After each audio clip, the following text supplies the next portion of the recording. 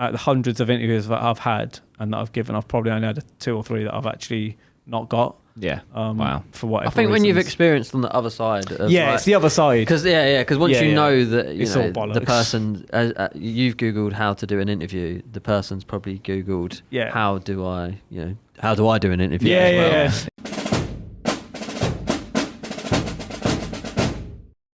I am very because I did recruitment. I've done a lot of interviews, so I know exactly what they're looking for. So I know the structure. I know when they ask you a question, I know you want to be hitting about 3 or 4 points each time.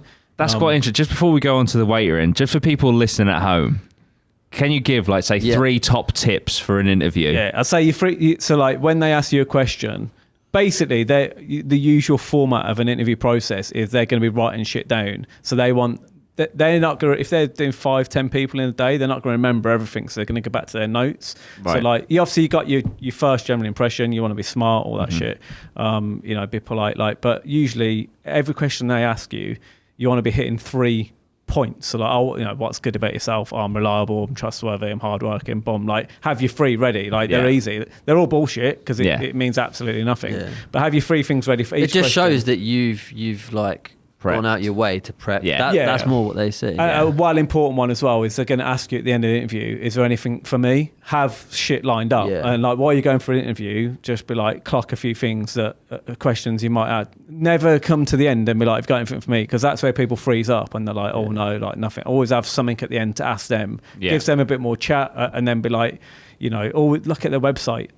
People that I'd interview and they're like, they don't even know who you are. There's loads of just different techniques, but for me, I'm good at interviews because I'm relaxed. I've done so many. I've done it for recruitment. I've spoke to so many people, and I've had so many interviews with people that it's never fazed me at all. I've never been bothered about it. Which I've only had a couple, probably out the hundreds of interviews that I've had and that I've given, I've probably only had 2 or 3 that I've actually not got. Wow. For whatever I think reasons. when you've experienced on the other side. It's the other side. Because once you know that it's all bollocks. The person, you've Googled how to do an interview, the person's probably Googled how do I do an interview as well. They're sitting there just as nervous as you are. Yeah. Sometimes more nervous. Yeah. Like I say, sometimes it's probably good to research what they're doing. Do you know what I mean? Then you can. It's easier for you to find out the answers through the questions that they're going to ask. And another thing as well, you're fucking sitting at the table. At some point they've looked at your CV and they've gone, this guy has got a chance or this girl's got a chance. So you're there at the table, you're already your foot's almost in the door. So now all you got to do is impress them a bit, and then it's I guess it's different. You've got to be their mate.